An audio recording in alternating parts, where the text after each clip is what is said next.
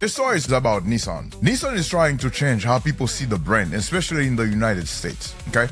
So, for years, Nissan has been known for discounts, rental fleets, and lower prices. That helped Nissan sell vehicles, the volume, but also hurt the brand image. Now, Nissan CEOs wants to move the company in a healthier direction. The goal is to stop being seen as just a cheaper option vehicles, but new models, including a hybrid version of the Nissan Rogue, are expected to play a major role. So, my take is, this is a tough job. Once buyers see your brand as discount brand, it is hard to change that. It is hard to change that image. Nissan needs better products, better marketing, better reliability perception, fewer shortcuts, and a hybrid Rogue could help. But Nissan also has to prove it is not just chasing volume anymore. It has to prove it can build vehicles people want because they are good, not only because they are cheap.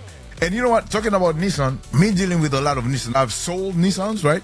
So if you can comment below and let me know what you think about this. Nissan, when you get especially the Sentra, right? It used to be a very reliable vehicle, especially when Sentra had always been reliable, I believe, per my experience with them. Until the model 2020, the model started 2027 up to 2013. People love that car, and then whenever you bought one, technically the body would give up on the powertrain. So that's how good Nissan used to be. Then you started with the CVT trend, which killed Nissan.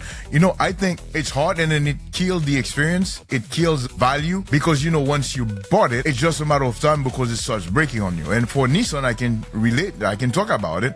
They have some issues also with the steering wheel, with the key lock. So all this didn't help Nissan. Then until you get to the later years where now Nissan cars have become disposable cars, you know? So it's something that if they want to change the brand, I think if they start putting out better products. And in the previous segments, I mentioned about Nissan releasing that pickup truck, I think can get some of the market share in the US enormously. The car industry is changing faster than many brands expected. Kia shows us that recalls still matter, even on popular family SUVs. German brands show us that old reputation is not enough anymore. China shows us that even when the home market slows down, exports can become a weapon. The US government shows us that vehicles data is now part of national security. Nissan shows us that brand image matters. And Chery shows us that Chinese automakers are building global power. Ferrari shows us that luxury brands cannot forget emotion.